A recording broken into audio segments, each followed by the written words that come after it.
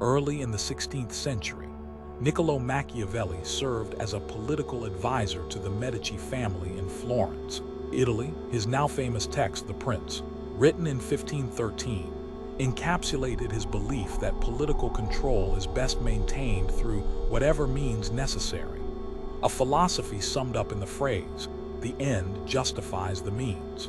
According to Machiavelli, leaders should be willing to engage in flattery, deceit, and manipulation to achieve and preserve power. Centuries later, psychologist Richard Christie noticed that Machiavelli's political strategies mirrored certain everyday social behaviors. Collaborating with others, Christie developed the construct of Machiavellianism to describe individuals who exhibit a duplicitous interpersonal style, rooted in cynicism and pragmatic morality. He also developed the Machiavellian scale to measure individual differences in this trait. Although an updated Machiavelli was introduced, it proved problematic, and Machiavelli remains the most widely used, having appeared in over 2,000 studies. Fair and colleagues' 1992 review described Machiavellian motivation as driven by instrumental goals, selfish and cold, without any unique underlying desires. High Mach individuals, Machs, generally pursue the same goals as others, for example, sex, success, social status, but do so manipulatively. Later studies refined this view, showing that high Machs place greater value on power, money, and competition, while giving less importance to family, community, and self-love. Despite these goals, they may not possess superior intelligence. There is no consistent relationship between Machiavellianism and IQ, leading researchers to explore whether their success stems from other skills. The assumption that Machs possess an advanced theory of mind, the ability to read others' mental states, has not been supported by research. Even more striking is the discovery that Machiavellianism correlates negatively with emotional intelligence, EQ, particularly in areas like empathy and emotion recognition. Rather than cognitive superiority, Machs seem to rely on strong impulse control to execute their manipulations. How others perceive Machs varies depending on age, context, and social role. Children and adolescents high in Machiavellianism can be well-liked and socially successful. In adulthood, however, they often receive negative judgments, especially in close relationships. Interestingly, they may be viewed positively in leadership roles or debates. Some studies even found that U.S. presidents rated as more Machiavellian were also seen as more charismatic and effective. Social roles influence perceptions. Machs are seen as undesirable for friendship, but potentially useful as competitors or leaders. A second factor influencing perception is time. In short-term interactions, Machs may be liked or admired, but over time, their manipulations breed resentment and social exclusion. Despite this belief, there is little empirical support for the idea that Machs prefer short-term strategies exclusively. Machiavellianism shares features with constructs like self-monitoring, but the two remain distinct. Both involve social manipulation, but Machiavellianism includes a darker moral worldview. Studies show only a modest correlation between the two. The relationship between Machiavellianism and mental health is complex. Early research linked it with anxiety, though this was seen as inconsistent with the emotionally detached image of a Machiavellian. More recent findings are mixed, with some studies finding no link and others showing a positive association with anxiety, guilt, and even depression. Connections to paranoia, alexithymia, difficulty identifying emotions, and low self-esteem have also been found. Still, these associations are generally weak and seem to vary across samples. In terms of social functioning, Machs may harm others, but they can also earn admiration when circumstances suit their strategic style. Machiavellians show distinct patterns in career preferences and success. Earlier reviews suggested that high Machs tend to choose business-oriented professions over helping professions. However, research in healthcare professions has shown mixed results. For example, Machiavellianism was not strongly associated with specialty choice among medical or nursing students. Nevertheless, Some findings indicate that mocks avoid general practice and gravitate toward higher-paying, status-oriented specialties, suggesting financial motivation may be more influential than altruistic concern. Another hypothesis is that certain careers may actually encourage Machiavellian behavior, rewarding strategic manipulation and cold decision-making. Jobs that rely on whistleblowing, deception detection, or monitoring others' behavior may even attract individuals high in Machiavellian traits. Career success, defined by objective performance and professional achievement, also varies depending on the structure of the organization. High mocks tend to perform well in environments that are unstructured and grant them greater autonomy. In such settings, they can exploit interpersonal flexibility, bend rules, and operate with limited supervision. Conversely, in highly structured environments with rigid rules and close oversight, mocks underperform compared to their low-mock peers. Self-report studies echo this pattern. While high mocks may report greater financial success or job performance, they often receive lower ratings from supervisors, indicating a gap between perceived and actual success. In sales environments, Machiavellians have been known to outperform others in volume, but may lack approval or long-term trust from their managers. In terms of job satisfaction, mocks are generally less content. They are more likely to feel unappreciated, dissatisfied with their advancement, and prone to leaving their positions. Negative interactions with coworkers are common, and mocks are more likely to justify sabotage or unethical behaviors when disgruntled. Interestingly, some studies found that high Machiavellian women reported higher satisfaction with promotions, although gender-specific breakdowns were limited.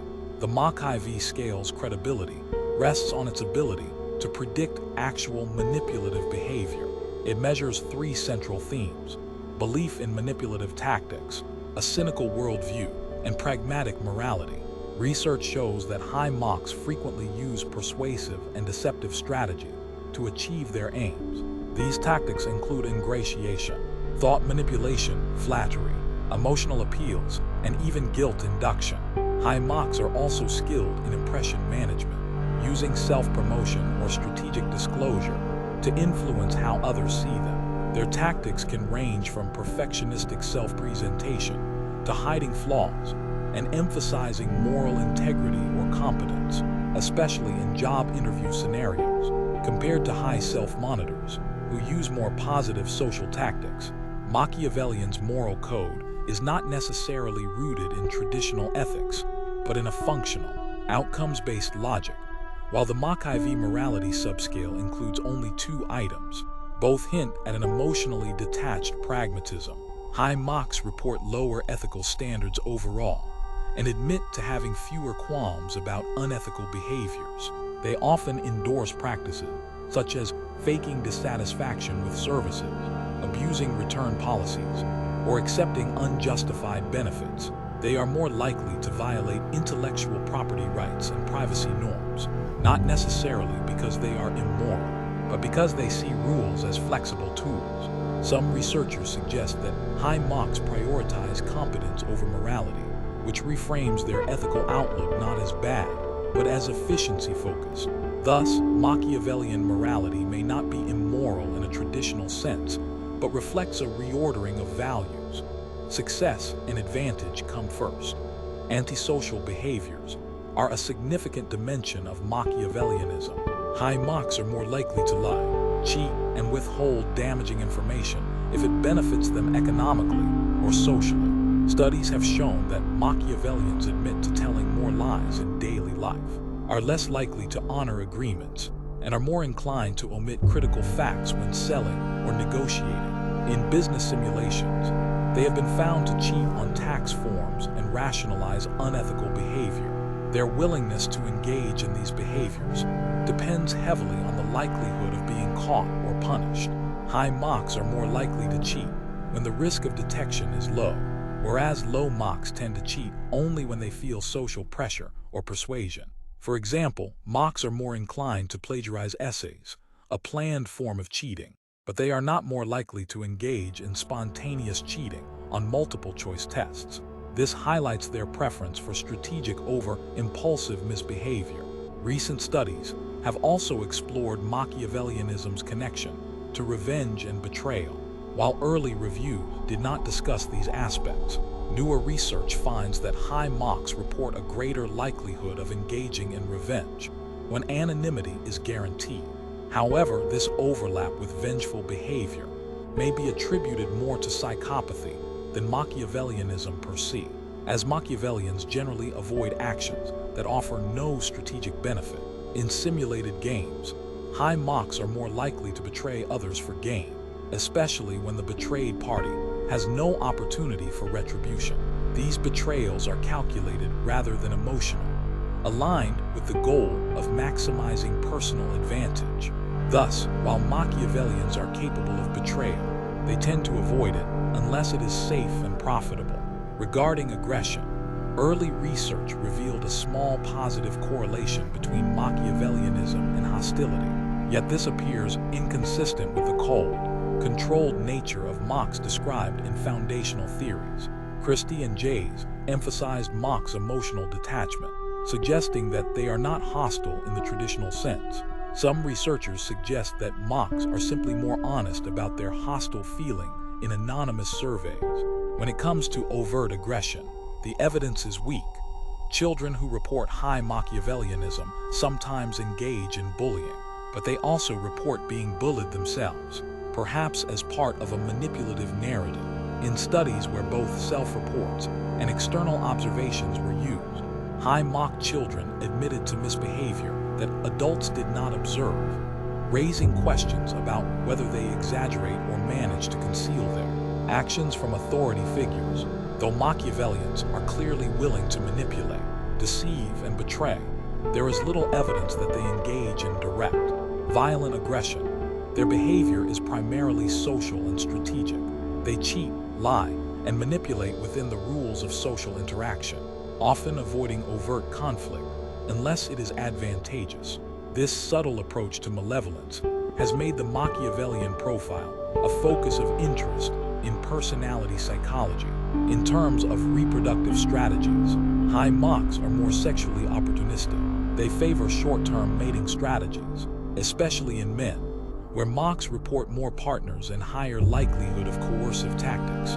However, more detailed research shows that Machs primarily differ in their attitudes, not necessarily their behavior, suggesting they hold manipulative intentions even if they don't always act on them. This aligns with the idea that they are more strategic than impulsive. Male Machs especially tend to use deception in romantic settings, feigning love, divulging secrets, or exploiting their partner's emotions to get what they want. Evolutionary psychology supports this as a viable but ethically questionable mating strategy. Understanding how Machiavellianism develops has become a key question in psychological research. Early work by Christie and Jays was more speculative than empirical, but they did create the Kitty Mach scale, which was designed to measure Machiavellian tendencies in children using age-appropriate language.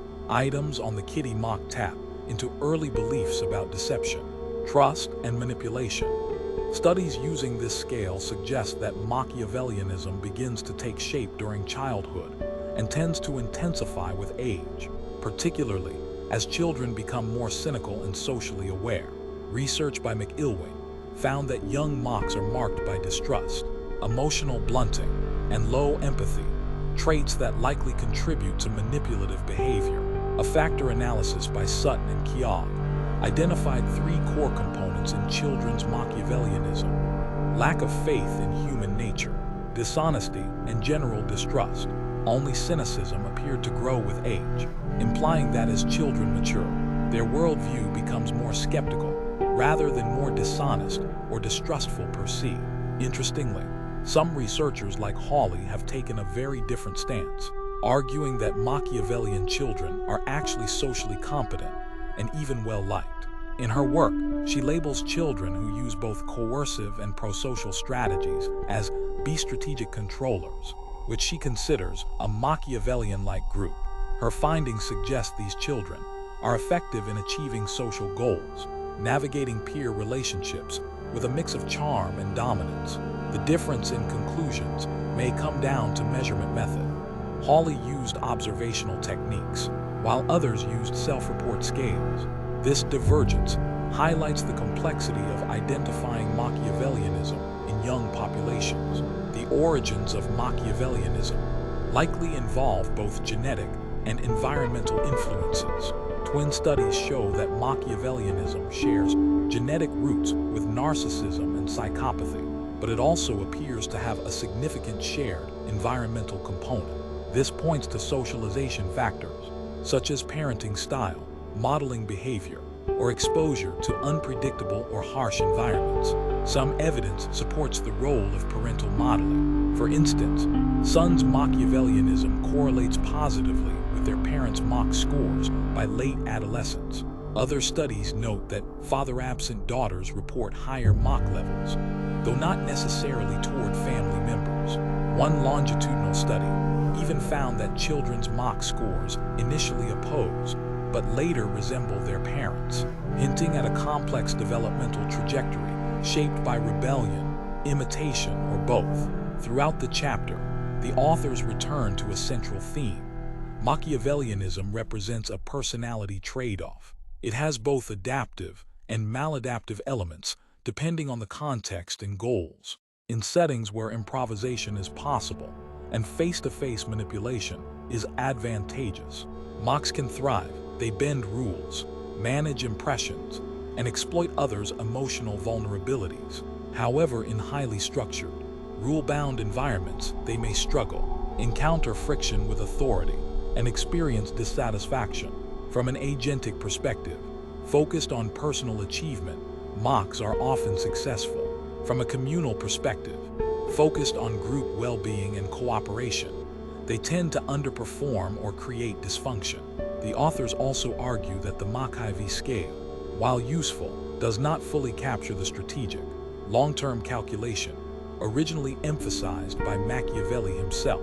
The scale sometimes overlaps with traits like impulsivity and hostility, which better fit subclinical psychopathy than Machiavellianism. To restore conceptual clarity, Jones and Paulhus suggest refining the scale to emphasize long-term strategy, impulse control, and calculated manipulation, traits more aligned with the classic Machiavellian archetype.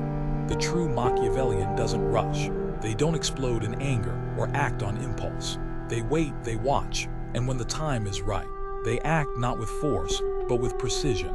This is why they're often underestimated, because while others shout, they study. While others react, they calculate. And when others finally understand what's happening, the Machiavellian has already won. They don't see people the way most of us do. To them, human emotions are tools, buttons to push, strings to pull. They don't manipulate out of cruelty. They manipulate because it works, because they believe the world rewards strategy over sincerity. And often it does. But that strategy comes with a cost. True intimacy, sacrifice, genuine connection, traded for control. High Machs often rise, but they rise alone. Because even those closest to them know every compliment might be a tactic, every smile could hide a motive. Still, in some environments, Machiavellians are exactly what's needed. In war and crisis, in politics, and negotiations, they bring clarity where others panic. They don't get swept away by emotion. They don't need to be liked, they just need to win. And sometimes, victory demands ice in the veins. But Machiavellianism isn't about villainy. It's about perspective. A perspective that sees life as a game, people as players, and every interaction as a move. Not everyone plays this way, but those who do can be dangerous, brilliant, or both. So if you ever feel like someone's 10 steps ahead, if their charm feels rehearsed, their concern feels hollow, and their success feels effortless, you might not be imagining it. You might be looking into the eyes of a true Machiavellian.